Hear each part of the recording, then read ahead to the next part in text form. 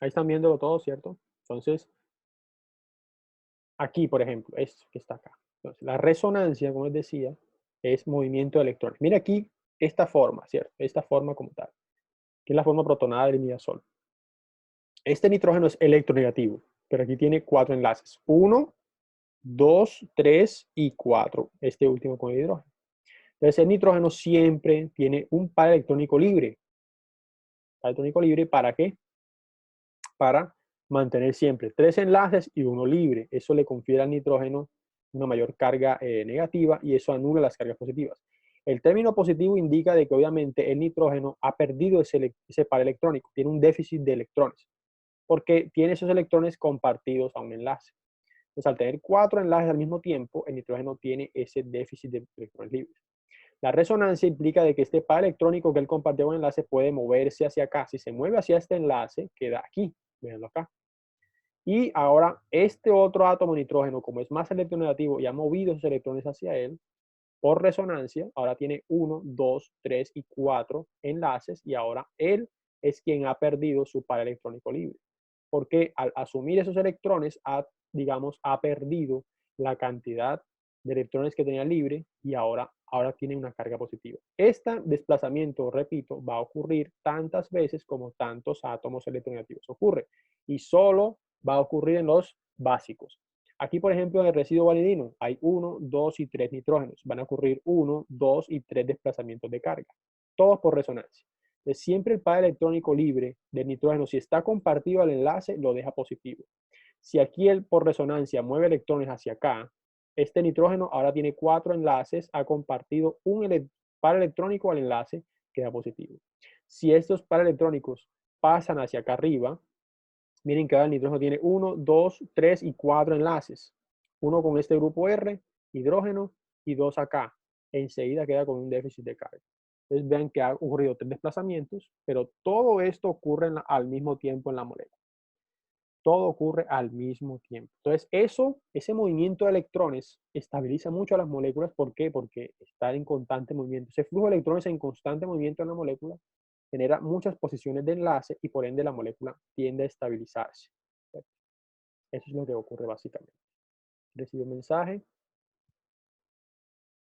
A ver, ¿quién está chateando por acá? Al ser más electronegativo, ¿va a producir la resonancia? Sí, porque la resonancia se produce por movimiento de electrones. Bien. Ahora, no quiere decir que siempre que sea electronegativo va a haber resonancia, no, sino que para este caso particular la resonancia ayuda a mover los electrones, pero deja a los átomos electronegativos con carga positiva.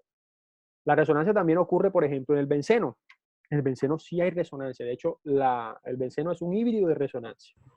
Es decir, que es una molécula que se forma, digamos, por 3 pares de electrones que se comparten en todos lados de la molécula. Entonces, ustedes recuerdan su química orgánica que el benceno era, ¿cierto? Se representaba con un hexágono y tenía un doble enlace de sentido, ¿cierto? Decían que era un híbrido de resonancia porque los electrones que están acá, aquí y aquí, podían moverse debido a un fenómeno de repulsión entre ellos. Es como si usted estuviera un jueguito de la culebra. Es decir, si aquí están, estos electrones van a repeler a estos de acá, van a repeler a estos de acá y van a repeler a estos de acá. Entonces, ocurre como si fuera un juego del gato y el ratón. O sea, este par de electrones se mueve ahora para acá y ahora la molécula no quedaría así, sino que quedaría entonces este par electrónico ya no está aquí, sino que está ahora aquí. Bien, ahora este par electrónico que estaba aquí, ahora está para acá. Ya este par electrónico que estaba acá, ahora está hacia acá. ¿Qué está ocurriendo? Se están moviendo las cargas.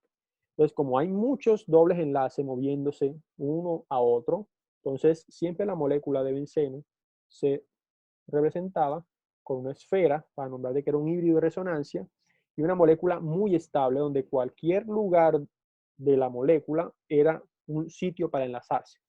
Entonces, esa resonancia estabiliza al benceno porque le da muchos lugares para poder formar enlaces. O sea, no es un solo lugar, sino hay muchos lugares como tal. Ahora sí más o menos captaron lo que es resonancia. Resonar es mover electrones. Así de sencillo, mover electrones. ¿Entendido? ¿Sí o no? Explico de nuevo. Excelente, muy bien, Andrea. Más bien, Andrea ya captó la idea. Recuerden, de todas maneras, todo esto está grabado, de todas maneras, todo va a estar en, vamos a tener foros y demás, cualquier cosita, ¿bien? Les voy a seguir hablando del concepto de lo que es su iterión. Ya con eso hablamos de la parte de aminoácidos de ionización que me interesa que ustedes aprendan, entonces continuamos. Ustedes recuerdan lo que habíamos hablado de ácido y base de Bronsted-Lowry, ¿cierto? El concepto de ácido y base de Bronsted-Lowry, ¿cierto? Entonces, ese concepto de ácido y base de Bronsted-Lowry nos va a permitir a nosotros entender cómo ocurre la llamada ionización de aminoácidos. ¿Bien? Ahora, todo aminoácido disocia, ¿cierto? Digamos, a un pH neutro, es decir, tiene la capacidad de, digamos que si tenemos este aminoácido que está acá, de liberar protones o de aceptar protones. De cualquiera de las formas, el aminoácido puede, digamos, soltar o aceptar protones. Entonces, eso quiere decir que los aminoácidos, en términos químicos, debido a que tienen un grupo ácido de amino y también incluso una cadena lateral, pueden comportarse en ciertas situaciones como ácidos o como bases. Entonces, de hecho, los aminoácidos, al disociar, específicamente hablando, llega un momento en el cual estos poseen, digamos, dos cargas, una carga positiva y una carga negativa. En ese momento, cuando el aminoácido se encuentra con una carga positiva y negativa y por ende con una carga neta de cero, debido a la ionización o la pérdida de protones o la disociación, se conoce como switterion. De hecho, eso define que los aminoácidos tengan propiedades ácidas o básicas. Es decir, los aminoácidos son anfóteros. Anfóteros o anfolitos, que son aquellas sustancias que tienen una naturaleza dual de ácido o base. Es decir, los aminoácidos no se comportan siempre como ácidos, también lo hacen como bases dependiendo del pH. Entonces, en el momento en que el aminoácido tiene una carga positiva y negativa dentro de sí misma y su carga neta es cero, se habla de que se convierte en un ion dipolar o zwitterion. Entonces, los aminoácidos pueden volverse zwitterions. Esa palabra zwitterion viene del alemán que significa ion híbrido.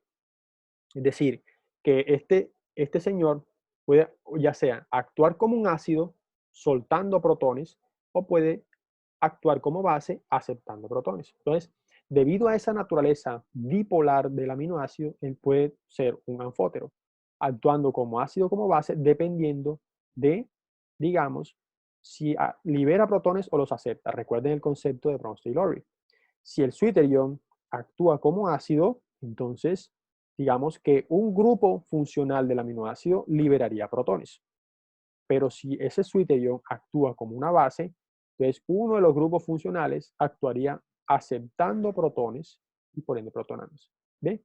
Eso es lo que les quería decir. Entonces, para el caso, por ejemplo, cualquier aminoácido que se encuentra en una forma no iónica, lo hace a un determinado pH, pero también se puede encontrar a unos pH cercanos al pH fisiológico como formas zwitteriónicas, ¿bien? Que son formas dipolares, positivas o negativas.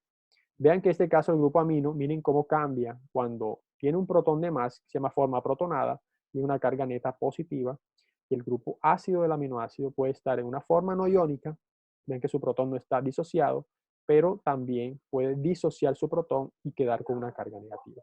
¿Sí?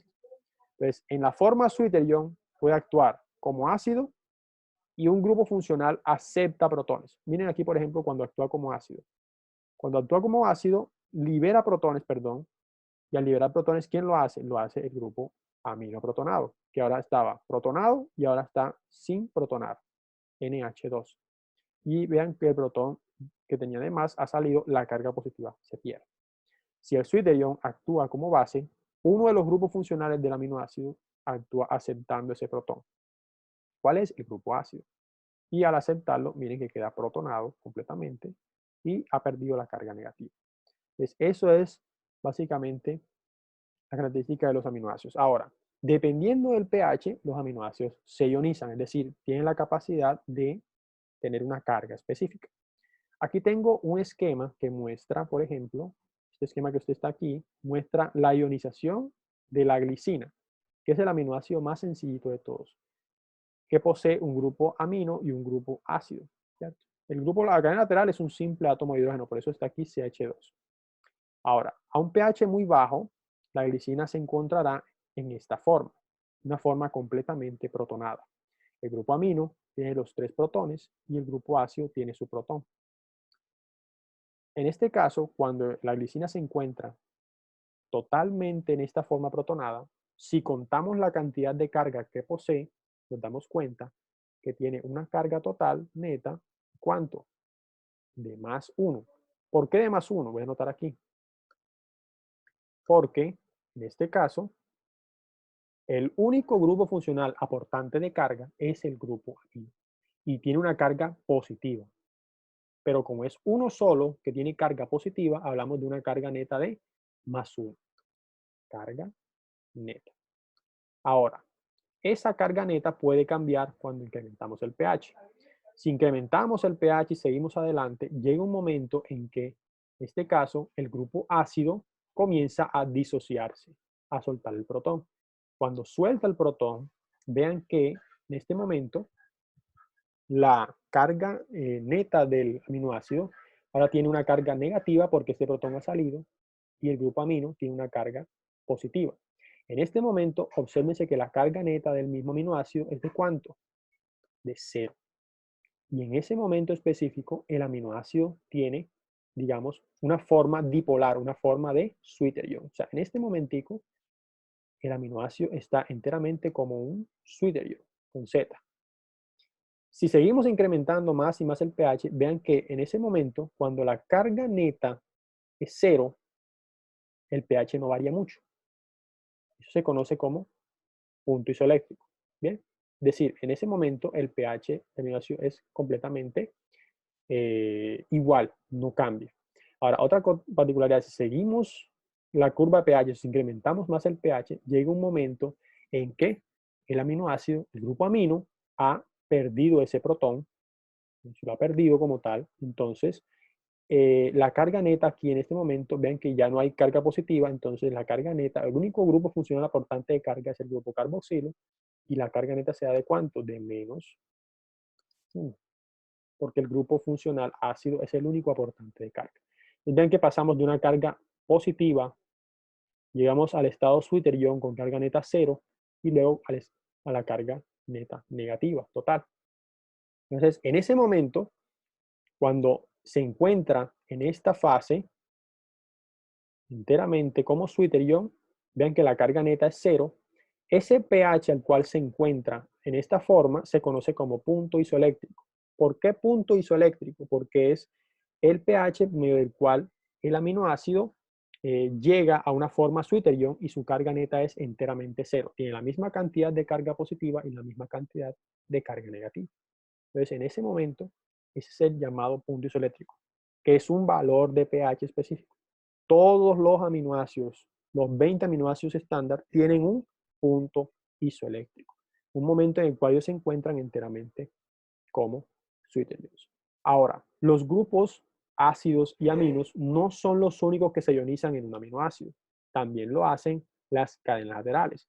Aminoácidos como aspartato, glutamato, arginina, lisina, histidina, cisteína, tirosina, tienen un grupo que puede ser ácido básico y que adicionalmente se ioniza. Veamos, por ejemplo, el caso del glutamato. Observa que tiene este grupo ácido, amino del aminoácido, pero su cadena lateral tiene un grupo ácido. Al principio, vean que la carga neta total es de más 1. ¿Ven? ¿Por qué más 1? Porque el único grupo funcional aportante de carga es el grupo amino. Pero los otros grupos no están ionizados. Incrementando el pH, vieron que llega un momento en que se convierte en Switterion porque el grupo ácido del mismo se pierde la carga. A medida que incrementamos el pH, vean que el otro grupo ácido de la cadena lateral se ioniza y miren que la carga neta es menos 1. ¿Por qué?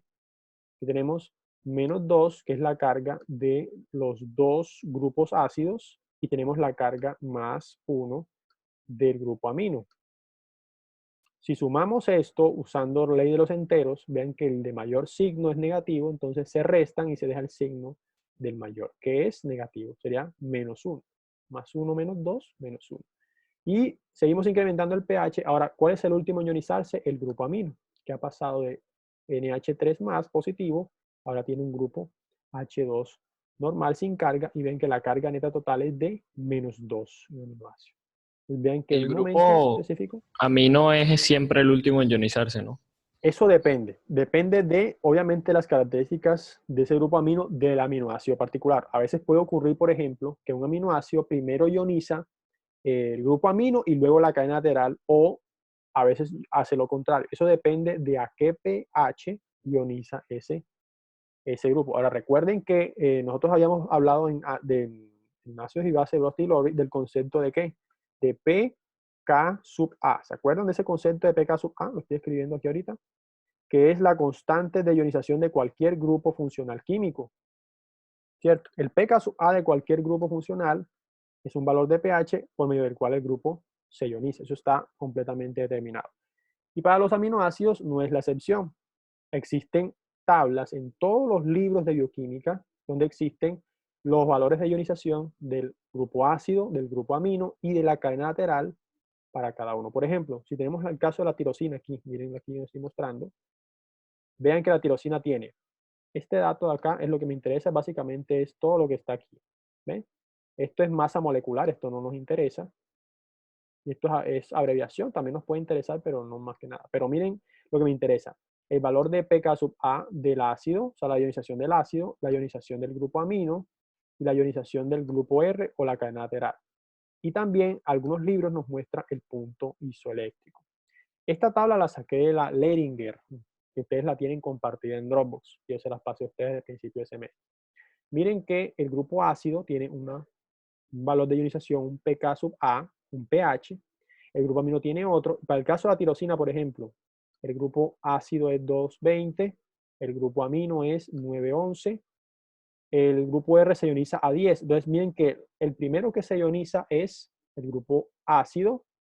Luego de haber ionizado, llega a el punto isoeléctrico 566. Luego se ioniza el grupo amino y luego, por último, se ioniza el grupo R. ¿Sí ven? Entonces, estas tablitas están establecidas para todos los 20 aminoácidos estándar porque ya fueron determinadas de forma experimental. Bien. Preguntas, chicos, inquietudes, dudas. No hay dudas, no hay preguntas.